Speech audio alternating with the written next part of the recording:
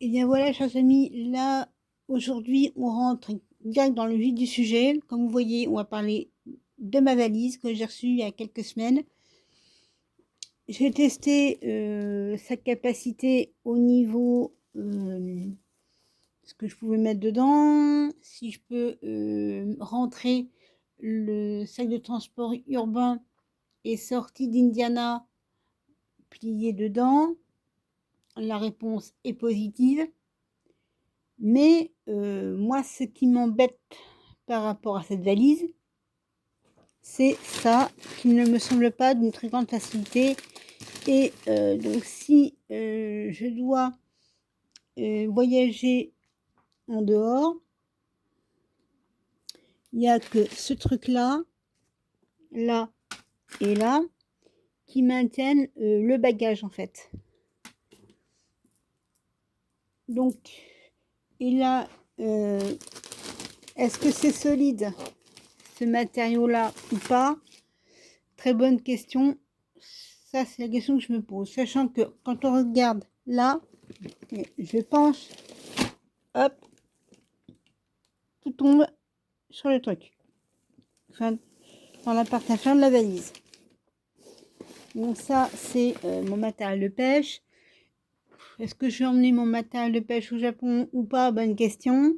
Ça, je verrai au dernier moment ou quoi. Sachant qu'en même temps, j'ai demandé au préalable au niveau du personnel Air France, vu que je suis pas trop loin de l'aéroport, si il y a des restrictions à ce niveau-là ou pas. Mais voilà. Bon, First Aid Kit, c'est un bon plan à emporter. Personnellement, je compte pas voyager sans ma trousse de First Aid.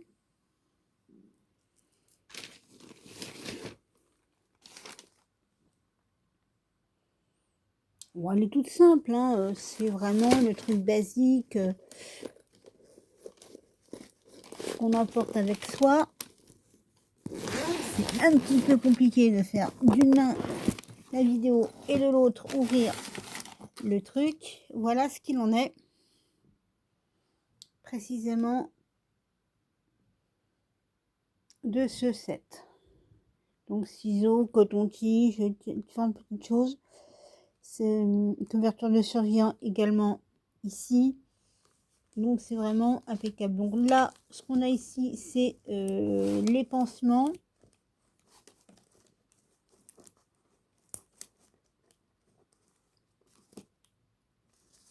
Voilà.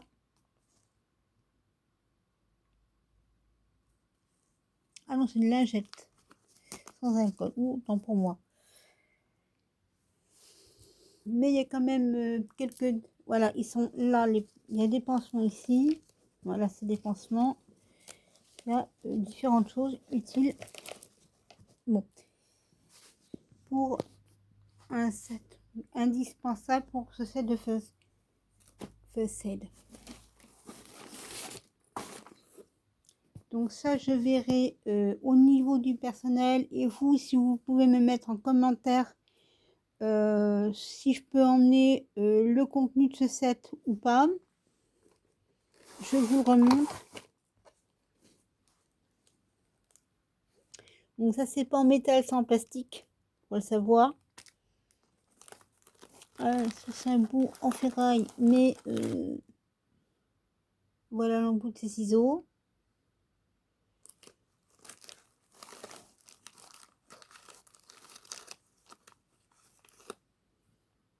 Donc voilà, je vais peut-être éventuellement rajouter du paracétamol, ce genre de petits trucs entre les maux de crâne, tout ça. Mais sachant en même temps, il y a des infusions qui sont très bien également, que je peux mettre dans la trousse.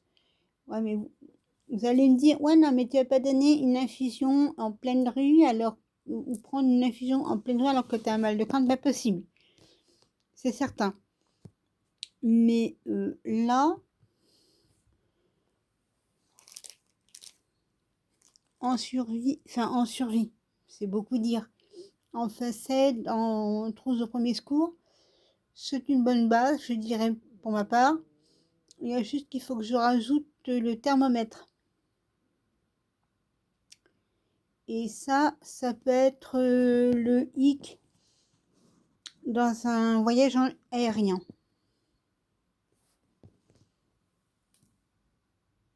Donc là, le truc, bah oui, je prends sur internet mes petits bagages, mes petits vêtements.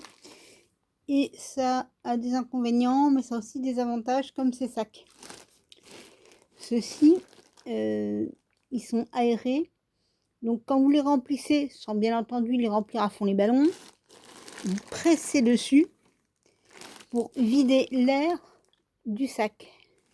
Et ce qui fait qu'en fait, ça permet d'avoir un maximum de bagages en un minimum de place.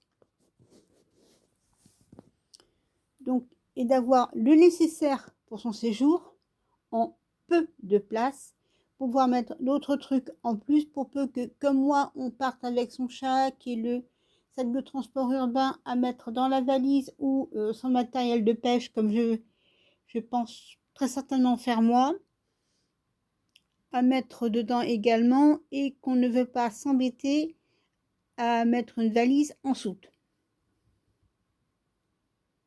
Bon, il y a certaines personnes qui vont davantage vouloir me recommander de mettre une valise en soute, sachant que en même temps, en partant là-bas entre août et septembre,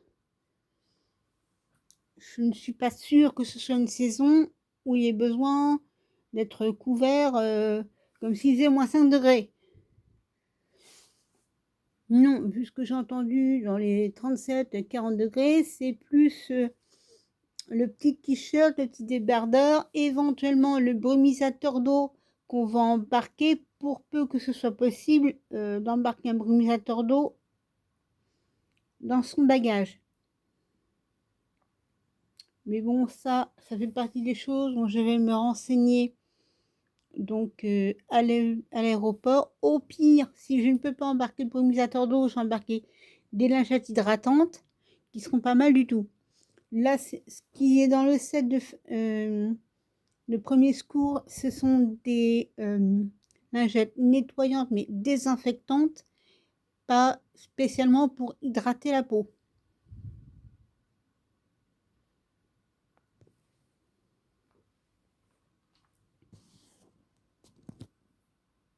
Donc là, comme on peut constater, donc j'ai réussi, vous voyez par vous-même, à mettre le sac de transport urbain d'Indiana dans la valise. Est-ce que ce type d'aménagement d'une valise cabine va être OP au passage des contrôles?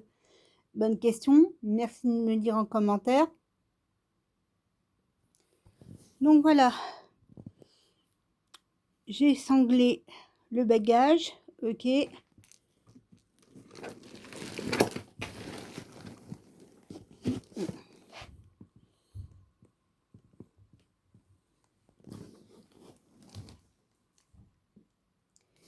Donc voilà la valise fermée. Je n'ai pas mis tellement longtemps en fait à réussir à la fermer. Juste en appuyant un petit peu, c'était bon. Bon, c'est pas d'un super plan, je dirais, au niveau de la serrure à code. Ça, pour moi, une serrure comme ça se force extrêmement facilement. Je dirais même que ça ne se force pas, mais ça se pète en un rien de temps. Ok. Donc, l'idée, à mon sens, c'est de mettre un cadenas TSA là, plutôt que de se servir de ce machin-là. Sachant que lorsque j'ai acheté ce truc, j'ai également acheté ce petit machin-là, qui est un petit sac, non, pas le sac là, hein, pas le tote bag, ce qui est là.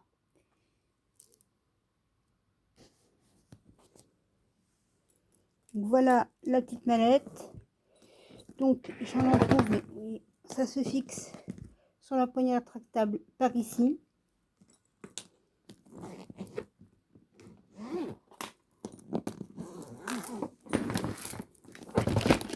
Et voilà le contenu.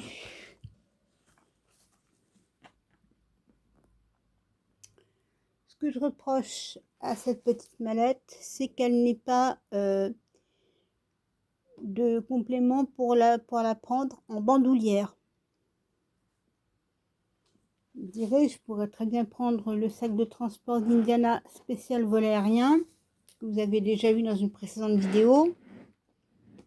Et si je ne m'abuse, essentiellement sur la chaîne qui lui est dédiée, donc Indiana Cat, une vie de chat.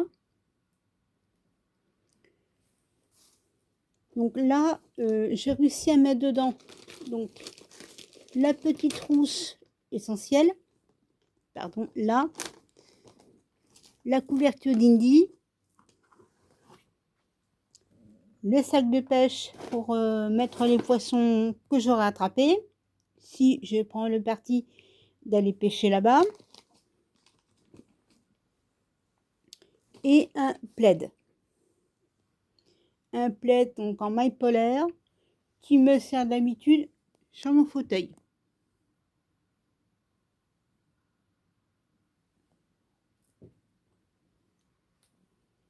Voilà ce que j'arrive à mettre dedans.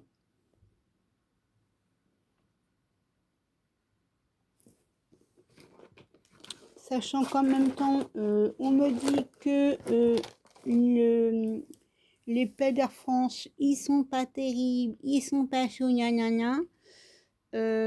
En même temps, je me dis moi que je vais être mi-août pour entrer en septembre. Là-bas, c'est pas les températures, comme je l'ai dit, les plus froides, bien au contraire, même plutôt l'inverse à ce que j'ai compris. Et comment dirais-je, la clim doit fonctionner sans problème à bord. En même temps, si je me prends une petite laine légère plutôt que ce truc-là, ça va me prendre nettement moins de place dans la mallette. À moins que je m'embarque un petit sac à dos sympa qui soit dans les critères aériens au niveau du gabarit du sac, à savoir 30 sur 40 sur 15. 30 étant la largeur, 40 la longueur et 15 l'épaisseur. En centimètres, bien entendu.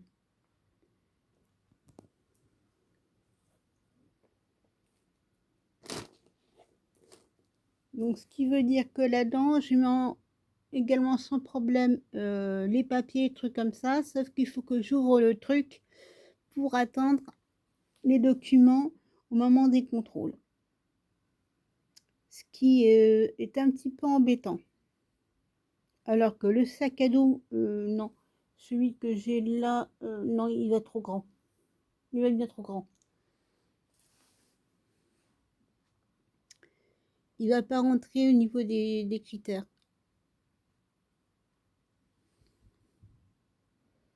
Donc là, l'avantage d'un sac à dos, surtout s'il a une pochette sur le devant, c'est que je peux le porter non pas dans le dos, mais de façon ventrale et avoir facilement accès à mes documents, à mes papiers.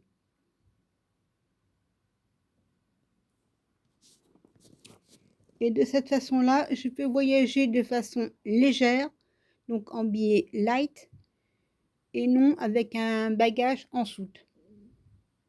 Même si pardon, il est chaudement recommandé d'avoir un bagage en soute.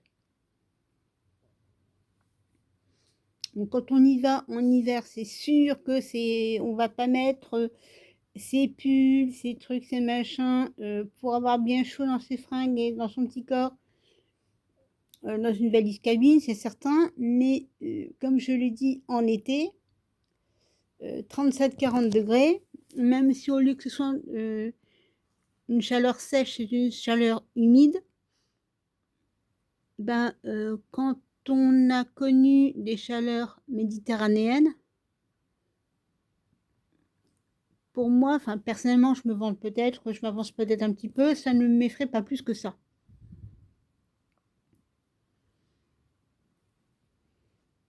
On va s'habiller de façon légère, sans être trop léger non plus, mais certainement pas à se couvrir. Et on va s'adapter, tâcher de s'adapter avec quelques petits équipements qui passent en bagage cabine pour être OP par rapport aux températures et aux chaleurs.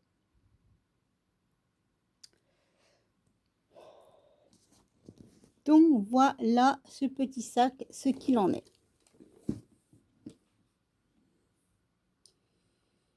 Dites-moi en commentaire donc ce que vous en pensez.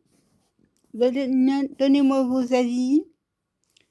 Est-ce que cette valise et ce petit truc-là sont bons? Ou est-ce que je dois éventuellement, est-ce qu'il serait préférable éventuellement de me prendre quelque chose d'autre? Sachant que là, la petite mallette là, honnêtement, je me tâte bien comme il faut à l'emmener ou pas. Et je suis extrêmement tentée de ne pas l'emmener et de me passer commande d'un petit sac à dos, type sac à dos urbain, ou d'acheter éventuellement chez Decathlon ou quoi, un petit sac à dos urbain de 30 sur 40. Éventuellement pouvant accueillir un ordinateur portable ou une tablette tactile, ça peut être pas mal également. Mais la mallette là, pour moi, je la trouve pas pratique. Et comme je vous ai dit, la valise là, la serrure à code,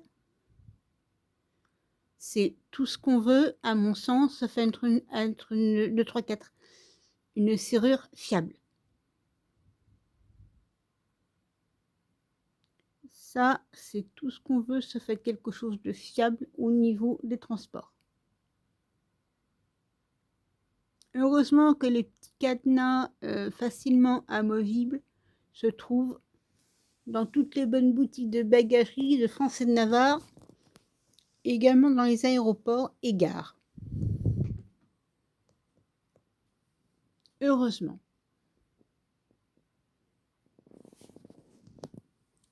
Ceci dit, chers amis, on se retrouve pour une prochaine vidéo. Je vous avais promis des vidéos un peu plus spirituelles, un peu plus sur le bien-être, le bien manger, mieux-être, tout ça. Mais j'ai été inspirée aujourd'hui par mon séjour, par mon voyage et le retour que je vous ai fait aujourd'hui sur cette valise et cette mallette. Ça faisait un moment que je devais vous la faire de toute façon. Oui, bah oui, j'ai mes cheveux qui grisonnent, je n'ai pas fait mes racines, désolée. Il faut que je gère ce truc-là. J'ai d'autres petits trucs à gérer également, que je vous partagerai, comme mes ongles par exemple. D'autres petites choses. Ah oui, c'est vrai, j'ai commencé le Qigong. Et c'est plutôt pas mal.